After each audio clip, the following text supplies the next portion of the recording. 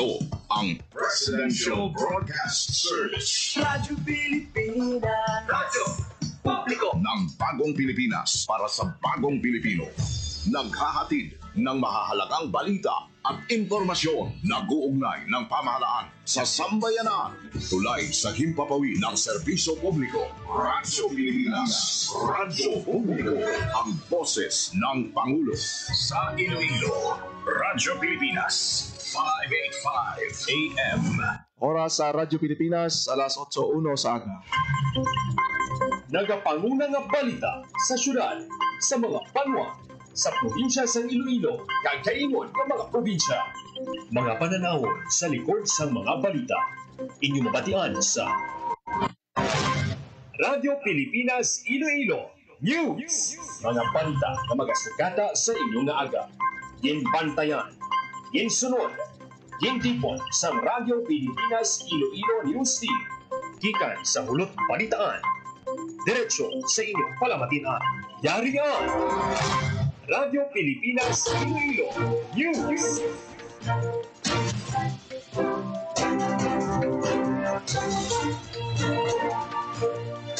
Ay mga Pilipinas, good morning Western Visayas. Welcome sa Radyo Pilipinas News.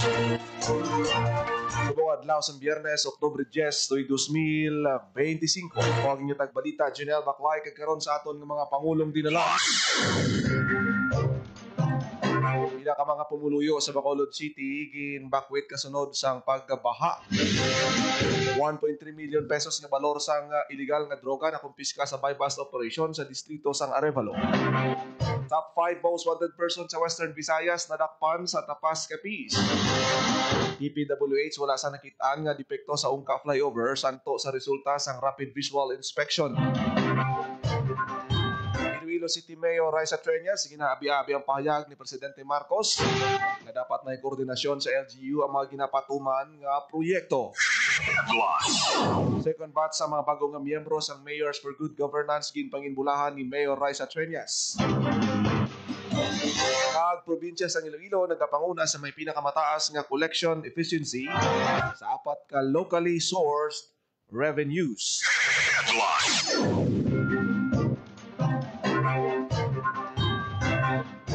Oras sa Radyo Pilipinas, alas 8:02 sa aga kagkaroon sa detalye sa aton mga balita lokal. Radyo Pilipinas News.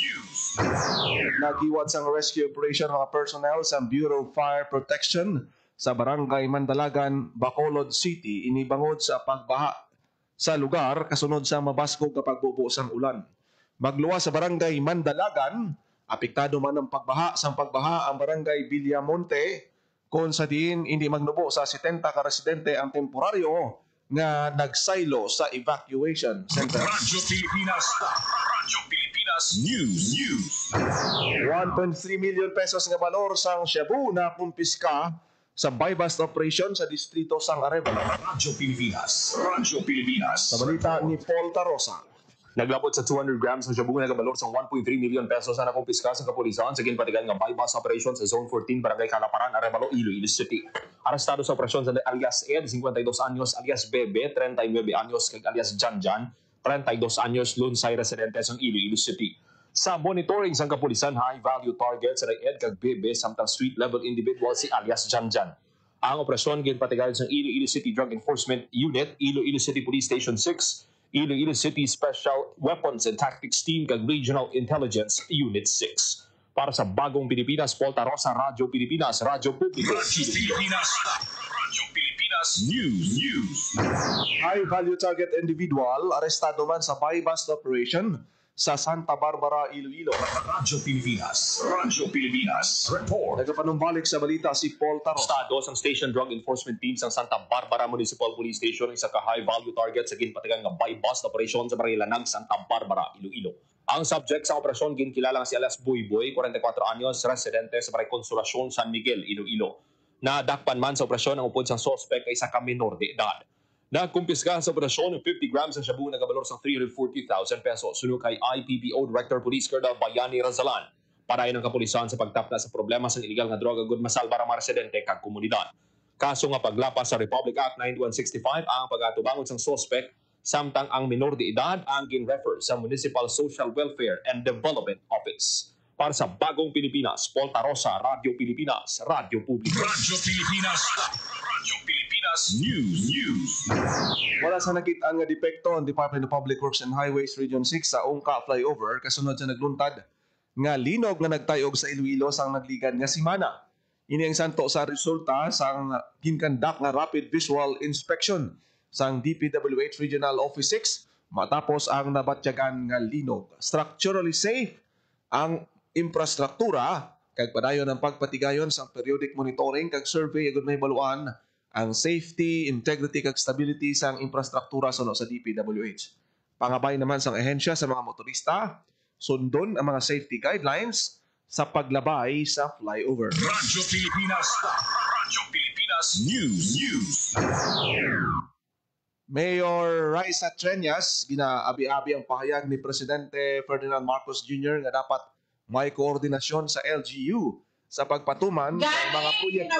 Radyo Pilipinas. Radyo Pilipinas. Report. Sa detalye sang balita ni Marian Grace Ereño. Gina-welcome ni Iloilo City Mayor Raisa Treñas ang nanging pahayag ni Presidente Ferdinand R. Marcos Jr. nga kinahanglan may koordinasyon sa mga local governments ang mga proyekto nga ginapatuman sa lokalidad para mapasiguro nga epektibo ang mga ini. Sa State of the City Address o Konsoka, ginpahayag ni Mayor Treñas nga nabatsyagan sang syudad ang epekto sang climate change kag ang kabudlay nga dalasang pagbaha. Gani gina-welcome niya ang direktiba ni Presidente Marcos nga dapat may koordinasyon sa mga local government unit para masiguro nga epektibo ang proyekto. Madumduman nga ginpahayag ni Presidente Marcos nga dapat required nga formal nga ginabaton sa mga local chief executive ang mga projects antes madeklara nga natapos na ang proyekto para mapasiguro nga hindi substandard ang outputs. Pasaling ni Mayor Treñas sa pumuluyong nga tutukan sa city government ang tanan nga flood control projects kag mga concern may kaangtanan diri. Para sa Bagong Pilipinas, Marian Grace Arañata, Radyo Pilipinas, Radyo Publiko. Radyo Pilipinas. Radyo Pilipinas News. Ginpanginbulahan ni Iloilo City Mayor Raisa Treñas na ikaduha nga batch sa bag-o nga miyembro sa Mayors for Good Governance. May ara sing 74 ka mga bag-o nga miyembro ang M4GG nga ara sa observer status. Nakabaton man sa impormasyon si Mayor Treñas para sa una ang aktibidad sa M4GG observer status sa Oktubre 24 kagin kumpirma sini nga siya ang magatambong. Pagi sini mapasanyog pa ang kolaborasyon kaupod ang iban pa nga alkalde sa pungsod nga nagasuporta panawagan sang good governance agud magpakita sang tampad nga serbisyo para sa kaayuhan sang pumuno. Radyo Pilipinas. Radyo Pilipinas News. Ginpabugan ni Iloilo City Mayor Raisa Treñas ang 42 ka mga programa kag inisyatiba sa sulod sang isa ka katos ka adlaw bilang alkalde sa ginhiwat sini nga State of the City Address.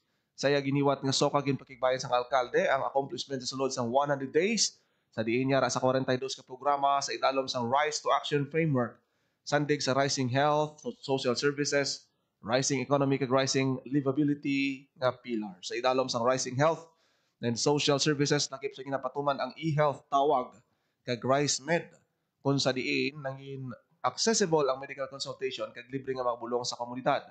Paglunsar sang Rice Sustansya Food Mix sa Uswag Nutrition Center, pag-upgrade sang Lapas Maternity Clinic, pagtukod sang Riceable nga labing una nga SPED kag Early Intervention Center nga naghatag sang libre nga therapy kag educational support sa mga kabataan nga may special needs, paghatag serbisyo sa masobra 3,000 ka papuluyo, pagi sa Uswag Atipan Center nga isa ka one-stop shop. Payag sa alkalde nga naghatag man ang city government sa womb-to-tomb services. Pagi sa rising economy nga pilar nga napabugal sa alkalde ang 7.1% nga economic growth sa 2024 sa syudad kay pagsaka sang gross domestic product halin 160 billion pesos sa 2023 sa 171 billion pesos sa 2024. Kin-highlight man sa alkalde ang 96% employment rate kag pagnubo sang unemployment sa 4.1%. Sa bahin sang rising livability pillar, ginpabugal sang alkalde ang nagapabilin nga manubo nga crime rate sa syudad pagka-aresto sang 287 ka drug personalities kag pagkumpiska sang 56.5 million pesos nga balor sang illegal nga droga. Para naman makapaayo sa transport system, tig maresolba ang problema sa trapiko, mayara sang Metro Iloilo Integrated Public Transport System Study nga ponduhan sang Swedish government. Andes magtakop ang SOCA, promisa sang alkalde nga papaskugon sang city government ang mga programa sa ikayong lawas edukasyon palangabuhian, housing kag iban pa. Radyo Pilipinas. Radyo Pilipinas News. Nagiwat sang orientation angkot sa fair trade laws. Kag iban pa ka trade industry laws ang DTI Iloilo. Ang orientation ng pasakupan sa mga tiglawas sang nanunuhay tuway nga establishmento kag kabahin sa aktibidad sa selebrasyon sang Consumer Welfare Month. Sa yamin sa gitagaan punto ni Maria Dorita Chavez, OIC Provincial Director sang DTI Iloilo, ang kaimportansya sang ihibalo sa mga negosyante sa consumer protection laws kag industry standards. Lakip sa mga ginpatpat sa orientation amo ang Price Act, Price Tag Law, correct labeling, product service warranty, no return, no exchange policy, no shortchanging act, Internet Transaction Act, e-commerce, Philippine Trust Mark, pati ang pagtamod sa makadulutang ang mga dokumento kag peke nga mga pirma. Radyo Pilipinas. Radyo Pilipinas News.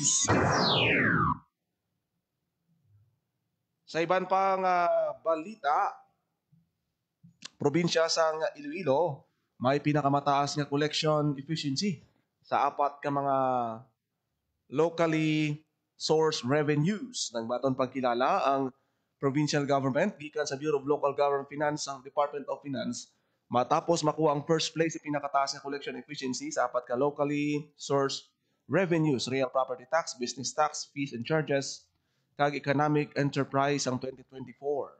Ang pagkilala ginatag sa probinsya sa Iloilo sa ginpatigay nga 2025 Regional Conference of Assessors, Treasurers and their technical personnel sa Grand Hotel Iloilo. Ang pagkilala ginbaton ni Provincial Treasurer Jean Marie Umadhay nga nagtiglawas sa provincial government. Padayon nga nagapangibabaw ang provincial government sa local governance sa diin ginpakita sa probinsya ang maayo nga performance sa revenue generation kag financial stewardship. Ang ining award nagasanto man sa social justice agenda ni Governor Arthur Defensor. Radyo Pilipinas. Radyo Pilipinas News. Kapin 400 ka mga employer kag empleyado sa pribado nga sektor nagtambong sa first leg sa public hearing para sa minimum wage adjustment sa Western Visayas. Radyo Pilipinas. Radyo Pilipinas. Ito ni Marian Grace Reña. May kaping 400 ka mga employer kag empleyado sa pribado nga sektor ang nagtambong sa first leg sa public hearing para sa minimum wage adjustment sa Western Visayas na ginorganisa sa Regional Tripartite Wages and Productivity Board o RTWPB6. May kaping 140 ang tumalambong sa public hearing para sa workers sa private establishment kag may masobra sa 200 naman ang nagtambong para sa domestic workers para sa taga-syudad o probinsya sa Iloilo, Antique, Capiz kag Guimaras. Ginhiwan sa Diamond Jubilee Hall sa Mabini Street, Iloilo City ang first leg sa public hearing sa pagpanguna ni RTWPB6 Chair kag Department of Labor and Employment o Donny Region 6 Regional Director Attorney Sixto Rodriguez Jr. Lakip sa suhestyon sa public hearing nga sakaan sang 15 pesos to 200 pesos ang daily minimum wage sa rehiyon.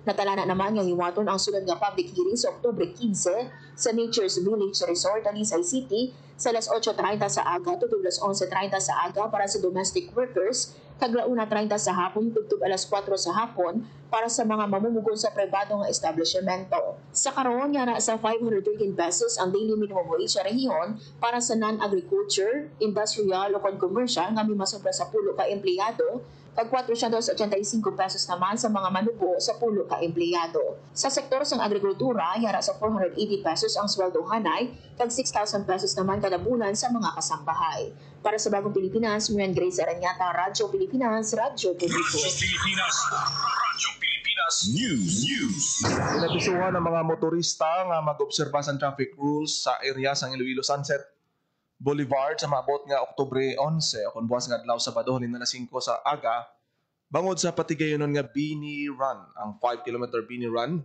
magasugod sa Viewing Deck 2 Sunset Boulevard, may U-turn bago ang taytay sa Suok Arevalo, balik sa Viewing Deck 2 o kon sa finish line. Ipatuman man ang full road closure sa area sa North San Jose, Iloilo North Bank Road sa corner Mapa Street padulong sa Kagbang Uton. Ginabisuhan ng mga motorista nga mangita sang alternatibo nga ruta agud mangintayuyon ang ila biyahe. Radyo Pilipinas. Radyo Pilipinas News. Senator Ligarda ginapamatukan ng paglakip sa Antique sa listahan sa mga lugar nga mangin posible nuclear site. Radyo Pilipinas. Radyo Pilipinas. Salita ni Hope Torrichante. Ginapamatukan ni Senator Lauren Legarda ang plano nga paglakip sa Antique sa listahan sa mga possible nuclear sites. Suno kay Legarda, ika-block niya ang pareho nga plano sa Antique, ilabi pa nga may mga protected area sa lugar kag may mga posible maapektuhan nga mga indigenous people. Siling pa niya, dapat hindi na mag-usik sang tiempo kag resources ang anuman nga ahensya nga nagatuon sang posibilidad sang nuclear project sa Antique bangod balabagan niya ini kag hindi pag-aprobahan ang budget. Dugang pa ni Legarda, balaan niya nga hindi magpasugot ang mga Antiqueño sa pagpatukod sa anuman nga nuclear facility sa probinsya. Para sa Bagong Pilipinas, Hope Torichante, Radyo Pilipinas, Radyo Pilipinas News. Siya na ginlunsad sa The Medical City Iloilo sa Oktubre 3 ang The Memory Studio, isa ka bago pinasahi nga programa nga ginadedikar sa paghatag sang komprehensibo kag bugos nga pagatipan sa mga pasyente nga may demensya. Nagiban pa nga diferensya o konlatian sa panguna-una. Ang paglunsar sa Memory Studio ginhimo sa Medical City bangod sa ginakilalan nila ang kinahanglanon para sa butang sa isa ka dedikadong espasyo sa pagsabat sa masakit sa tion. Ang Memory Studio may aras ang neurologist, geriatrician, psychiatrist, occupational therapist, physical therapist, kag healthcare professionals nga nagabuligay sa paghatag sa personalized nga mga plano sa pagbulong sa kinahanglanon nga paglaygay sa pasyente kag pamilya. Kaupod sang The B Academy, ang Iloilo-based family technology company nga gintukod sang occupational therapists, special needs educators, kag early intervention specialist.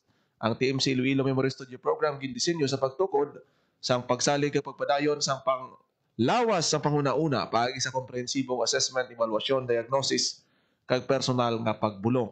Samtang nagadamo ang mga tigulang nga nag-eksperyensya sa pagkadula sa memorya, may kangtanan sa mga kondisyon ini ang programa nagatindog bilang isa ka paglaom para sa komunidad. Sa sining mga serbisyo komitido ang TMC Iloilo Memory Studio sa paghatag sa mga tigulang nga Ilonggo kag sa ilang mga pinalangga hindi lamang bulig kundi paghangop, kasulhayan kag dignidad nga nagakadapat sa ila samtang tingob sila nga nagatubang sang demensya.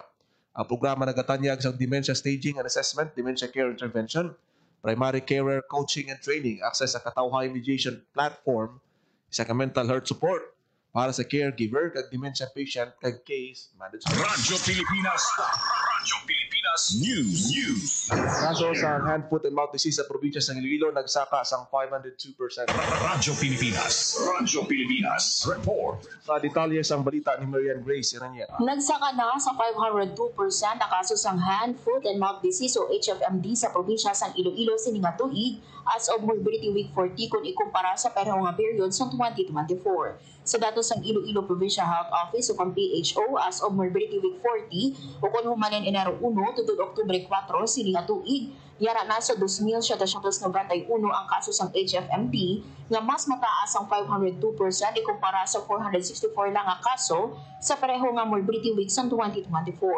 Ang lima ka banwa nga may pinakamadamo nga kaso amo ang Pasig City nga may nabalhag nga 254 ka kaso ginsundan sang Lambunaw nga may 160, Tigbawan nga may 156, Leon nga may 147 kag Tubungan nga may 122. Panugyan ni Dr. Maria Socorro Gagnon, Provincial Health Officer sa Iloilo, sa mga ginikanan nga kung may simptomas ang HFMD ang ila kabataan, pati ni Ron ang ila kabataan sa panimalay agad makapahuway, kag manlikawan ang paglatnanay. Lakip man sa panugyan sang doktora ang maglugas ang kamot, kag tinuan ang mga halampangan nga posible matapikan sang virus. Dugang pa ni Dr. Gagnon nga apisar wala sa may napatay bangod sa HFMD sa probinsya, ang madasig nga magtaas ang kaso isa ka paandam sa mga ginikanan nga magkooperar. Para sa Bagong Pilipinas, Marian Grace Aranyata, Radyo Pilipinas, Radyo Publiko. Radyo Pilipinas News. Governor nagpirma sa bagong executive order yara sa 4K for more progress ginalunsar. Radyo Pilipinas Report. Detalye sa balita ni Hope Torichante. Nagpirma si Governor Arturo Defensor Jr. sa bagong executive order na nagatukod sa Provincial Community Defense Action for More Progress Iloilo, kapayapaan, kaayusan at katatagan tungo sa kaunlaran ng Bagong Pilipinas o kon 4K for More Progress. Katuyuan sang bagong nga programa nga pasangkaron ang sistematiko nga aksyon para sa kalinong, katawhay kag kapag-on sa bilog nga probinsya sang Iloilo bilang kabahin sang More Progress o kun Movement for a Robust, progressive, globally competitive, and resilient Iloilo. Sakop sang EO ang pagtukod sa Provincial Community Cluster, Provincial Community Defense Action Plan, kag Provincial Defense Action Force nga pamunuan sang opisina sang gobernador. Lakip sa mga emerhensya nga ginahandaan sang probinsya sa idalom sang programa amo ang mga natural kag man-made nga kalamidad, krisis sa ikaayong lawas kag ekonomiya, kriminalidad, insurhensya kag iban pa nga problema kaangay sang paglapas sa soberanya. Sa pagsabat sang mga nasambit nga problema, gin-highlight sa EO ang urgent development mode buot silingon padasigon ng aksyon pinaagi sa fast-track implementation kag streamlining of processes. Ginalauman nga ang EO magaserbe nga bag-o nga tikang agod mapabaskog sang probinsya ang ikasarang sa pag-atubang sa mga pagpanghangkat sang panahon kag seguridad. Para sa Bagong Pilipinas, Hope Trichante, Radyo Pilipinas, Radyo Publiko. Radyo Pilipinas. Radyo Pilipinas News. Masobra 40 ka mga pawikan gin-release pabalik sa dagat sa San Jose de Buena Vista sa Antique. Radyo Pilipinas. Radyo Pilipinas. Sa balita ni Hope Trichante. 42 ka pawikan ang ginbuyan pabalik sa dagat sa Pawikan Center sa Taringting, Purok 7, Barangay Funda de Lipe sa San Jose de Buena Vista. Ang mga ginbuyan nga pawikan mga hawksbill sea turtles, isa sa 5 ka species ang pawikan nga makitaan sa pungsod. Ginpangunahan ni San Jose Mayor Paul Joseph Untara ng pag-release ng mga sea turtles. Sunod sa alkalde, ang aktibidad nang in-highlight sang iya 100 days bilang alkalde sang San Jose de Buena Vista. Pahayag niya, ang presensya sa mga pawikan nga nagaitlog sa baybayon sang banwa, nagapakita sang matawhay kag manami nga coral reefs, malimpyo nga tubig, kag nagauswag nga kabuhi sa kadagatan sa San Jose de Buena Vista. Nagapanawagon man si Untaran sa padayon nga pagpangapin sang palibot kay ang kada balod may istorya sang kabuhi kag ang kada pawikan nga nagalutaw pabalik sa kadagatan nagahatag sang paglaom para sa masanag nga palaabuton sang masunod nga henerasyon. Para sa Bagong Pilipinas, Hope Trichante, Radyo Pilipinas, Radyo Publiko. Radyo Pilipinas. Radyo Pilipinas News. Antique PDRRMO nakapatigayon sang 20 na kapaghanas sa basic life support sining tuig 2025. Radyo Pilipinas. Radyo Pilipinas. Report. Sa detalye sang balita. Nangin serye na ang pagpatuman sa Antique Provincial Disaster Risk Reduction and Management Office kaupod ang Provincial Health Office sang paghana sa basic life support sa nagkalain-lain nga barangay, sektor kag ahensya sang gobyerno sa probinsya sining tuig. Suno kay Mr. Broderick Tain, hepe sang PDRRMO Antique sa interview sang Radyo Pilipinas, nakahiwat na sang 20 ka BLS training ang opisina halin sang Enero sining 2025. Ini magluwas sa iban pa nga mga paghanas nga ginatanyag sang opisina kaangay sang first aid training. Nagalawig sang 3 ka adlaw ang session sa diin ginatudloan ng mga participants sa mga dapat ubrahon agod mapalawig ang kabuhi sang ilang mga himata ukon kakilala sa tion sang emerhensya kaangay sang cardiac arrest. Pahayag ni Train, madamo pang ang naga-request sang ilabulig para sa paghanas, gani posible nga magsaka pa ang numero sa BSL trainings antes magtakop ang tuig 2025. Para sa Bagong Pilipinas, Hope Trichante, Radyo Pilipinas, Radyo Radyo Pilipinas. Radyo Pilipinas News. 143 ka mga case managers ginpaidalom sa training para sa Kilos Unlad Management. Radyo Pilipinas. Radyo Pilipinas. Sa balita ni Marian Grace Erenieta. Ipaidalom ang 143 ka City and Municipal Links na case manager sa Pantawid Pamilyang Pilipino Program o kon 4Ps sa 3 kaadlaw nga training nga Kilos Unlad 4Ps Social Case Management sa syudad sang Iloilo. Ang intensive session sinyales ang isa ka mayor nga pagbalhin sa operasyon sa sulod sang DSWD nga nagasaylo sang focus ang implementasyon sang programa halin sa kinaandan nga monitoring padulong sa proaktibo kag in-depth nga social case management. Nag-umpisa ang training sa Miyerkules, Oktubre 8. Panugyan ni DSWD6 Assistant Regional Director for Operations, Catherine Joy Lampreya sa mga city o municipal links na ang katungdanan sang case managers wala lang nagalimita sa pagmonitor kung hindi nakipman ang pagserbi bilang mentors, advocates kag partners sa transformation. Ang Kilos Unlad strategy gindisenyo para giyangan ang 4Ps beneficiary households para malabot ang self-sufficiency sa 7-year time frame sa programa. Para sa Bagong Pilipinas, Marian Grace Aranyata, Radyo Pilipinas, Radyo Publiko. Radyo Pilipinas. Radyo Pilipinas News. Nagalabot sa 52% ang basic salaries ng teaching kag non-teaching personnel sa Department of Education ang makuha nila ang performance-based bonus o kon PBB. Applicable ini sa mga teaching kag non-teaching personnel nga nakakuha sang total assessment score nga 80 points. So no, kay Palace Press Officer Attorney Claire Castro, mas mataas ini sa 45.5% ang 2021 kag 48.75% ang 2022. So no, kay Castro ang 2023 PBB refleksyon sa commitments ng gobyerno nga maamligan ang kinamatarong kag dignidad sang education personnel.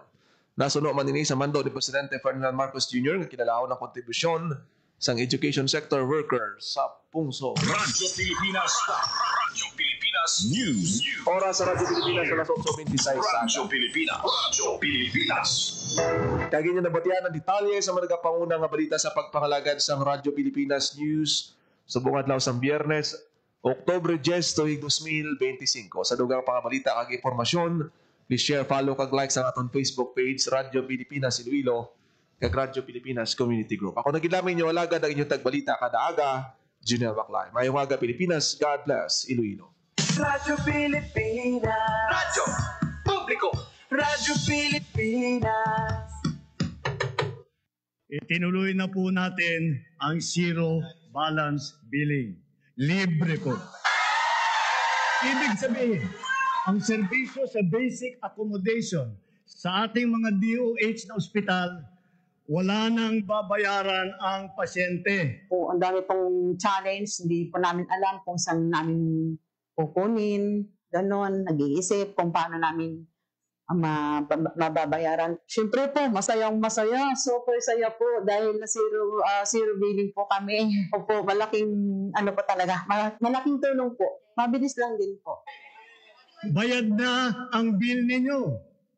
Uulitin ko, wala nang kailangan bayaran ng pasyente basta sa DOH Hospital dahil bayad na po ang bill ninyo. Naiyak ako kasi sobrang saya. Maraming salamat po, Mr. President Bongbong Marcos Jr.